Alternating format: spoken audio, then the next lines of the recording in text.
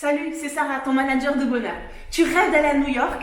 Aujourd'hui, je te partage les 10 points qu'il faut que tu connaisses absolument pour réussir ton voyage. Je suis vraiment contente de partager aujourd'hui avec toi les points qui m'ont vraiment marqué lors de notre exploration de la ville qui ne dort jamais. Mythique. Alors, bienvenue à toi qui aime voyager, bienvenue à toi qui rêve de voyager. Ici, je te parle de ma passion, le voyage simplement. Les Américains pensent toujours tout très grand, aussi bien au niveau business, ça on le sait, qu'au niveau de l'architecture, au niveau des spectacles.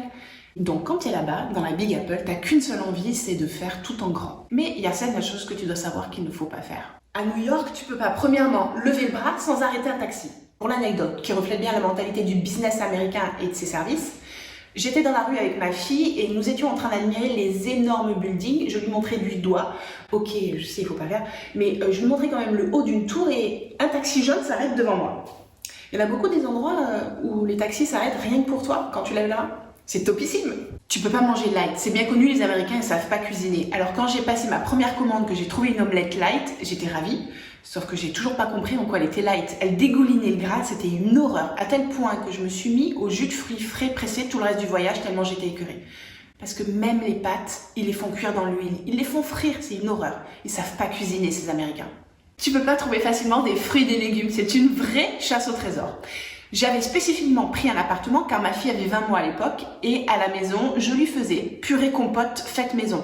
Donc je comptais faire la même chose à New York, sauf qu'une fois que j'ai dû aller faire mes courses, impossible de trouver des fruits et des légumes.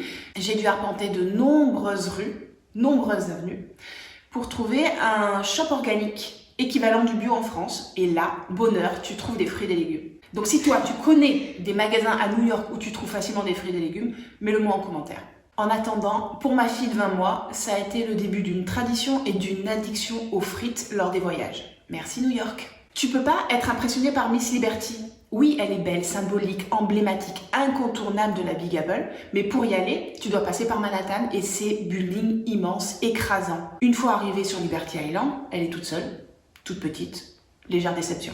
Tu peux pas éviter le shopping. À New York, c'est incontournable. Tu vas être attiré par ces magasins où tu trouveras le dernier jean tendance, les dernières Converse, les derniers jeux Playmobil, Lego et bien d'autres. Et être attiré par ces magasins aux dimensions hors normes. Une fois de plus, les Américains voient grand. Tu peux pas manquer un grand moment de solitude lors d'une conversation avec un Américain. Soit parce que tu as du mal à faire comprendre avec ton accent français, soit parce qu'ils mâchent tous leurs mots, soit parce qu'ils sont dotés d'une grande capacité à ne pas articuler.